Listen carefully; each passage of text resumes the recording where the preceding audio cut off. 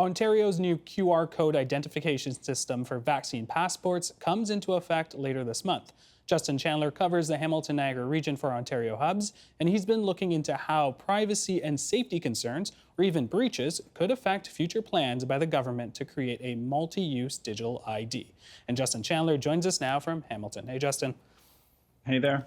All right, so Ontarians have been showing their proof of vaccination in the form of PDFs alongside their government-issued ID since September 22nd. You've been looking into sort of the privacy and safety angle there. What are some of the concerns that you've seen so far?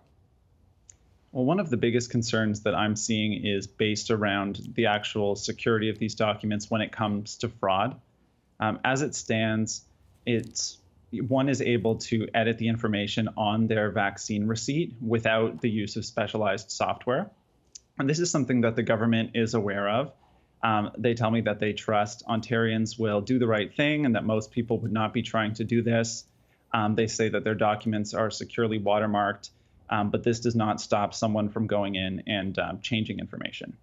And just to clarify, when you say going in and changing information, we're talking about in that PDF form, going in and manually changing names and sort of information like that, correct?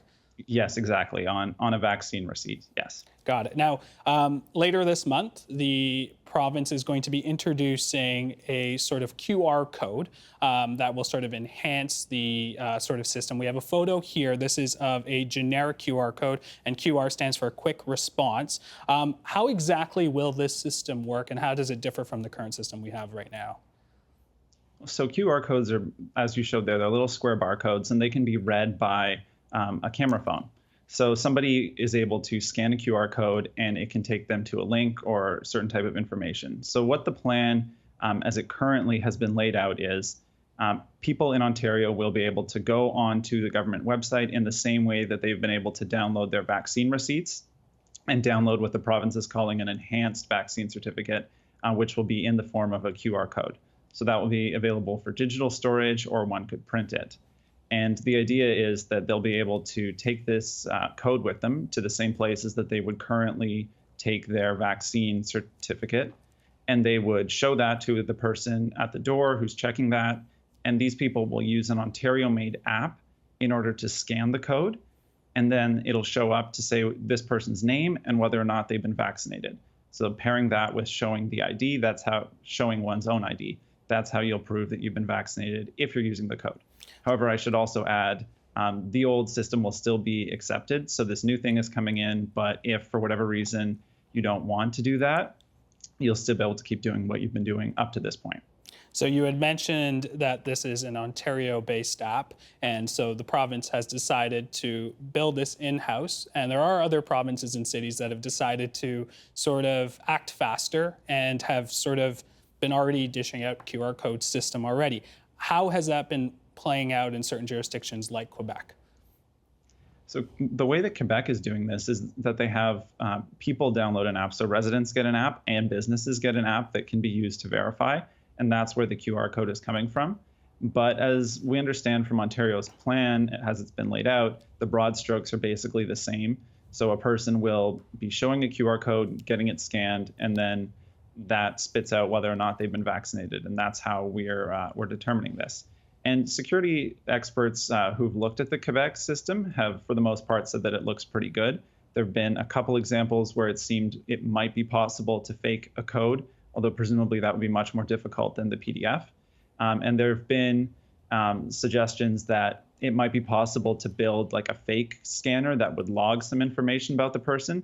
But one of the benefits of the QR code that the Ontario government has also promoted is that less information is being shared.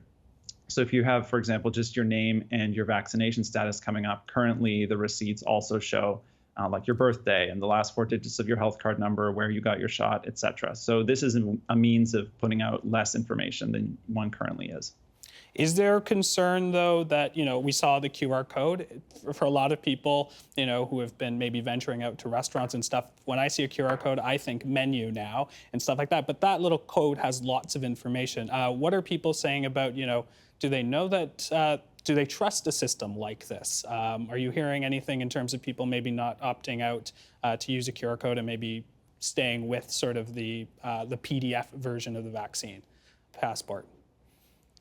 It's tricky at this point. From people who I've been speaking to about whether or not this is a trustable system, the idea at this point is that, yes, it seems like Ontario is following the right steps here. And the government does say that it's going to make the app open source, which means that the code will be put out publicly so that researchers and people who really understand this, people who are independent from the government, can look it over and they can say, okay, this is good, or maybe there's a flaw here, just in the same way that a mechanic can look at your car and tell you whether it's working without you having to be an expert yourself. So there's going to be that sort of ability for people to be able to, I think, or maybe I should say for the government to be able to earn the trust of people by making this information public. Now, on top of October 22nd, the government has also promised later this year to introduce and roll out what's called a digital ID. I want to pull up a photo, and this graphic is from the ontario.ca website. Can you describe what we're looking at here and what's sort of this process? Yes, this is sort of part of their tech plan for the digital ID, which is an incoming digital credential that we'll have. So this is another tool that's going to be optional. But the way it will work is that the government will be able to issue sort of a key that will connect to a person's identification. So let's say their name, address, all of that, like you would have on your driver's license. A person will be able to apply in order to get that key and that information, which they'll be able to then store on a device, for example, in their digital wallet. And then there will be a way for businesses or for government institutions to be able to verify the ID and actually determine whether or not a person is who they say they are. Now, you've talked about this in your article for TVO.org, but I imagine, this is going to be phone-based, and I can imagine a number of scenarios where people may feel reluctant to share their phone with someone. I can think of maybe being pulled over by police and passing over your phone for a digital ID, and then all of a sudden, does this, police officer have access to my phone? What are you hearing, from Ontarians about sort of with a digital ID? Will they feel safe about sort of their information being kept private? This is another one of those things where it really depends on the scenario.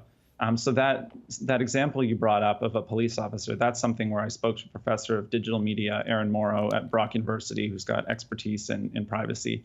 And he was saying that that was something that would really worry him. This idea that I've got my plastic driver's license, why would I risk opening up my phone to potentially having an officer gain access to the private information I keep in there?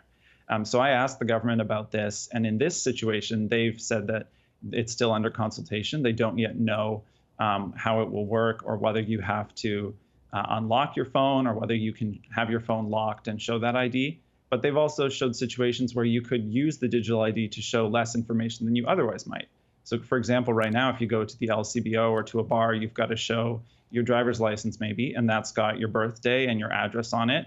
And maybe some people like it when a bouncer wishes you happy birthday, but other people would maybe just rather not share that. So there would be the ability with the digital ID to just show only that you're over 19 in order to gain access. And you don't need to show any of that other stuff that's on the card. Very interesting stuff. And we should mention that these would not replace traditional government IDs like your driver's license or your photo ID. Justin, I want to thank you so much, something that, of course, we will continue to follow. Really appreciate it. You're welcome.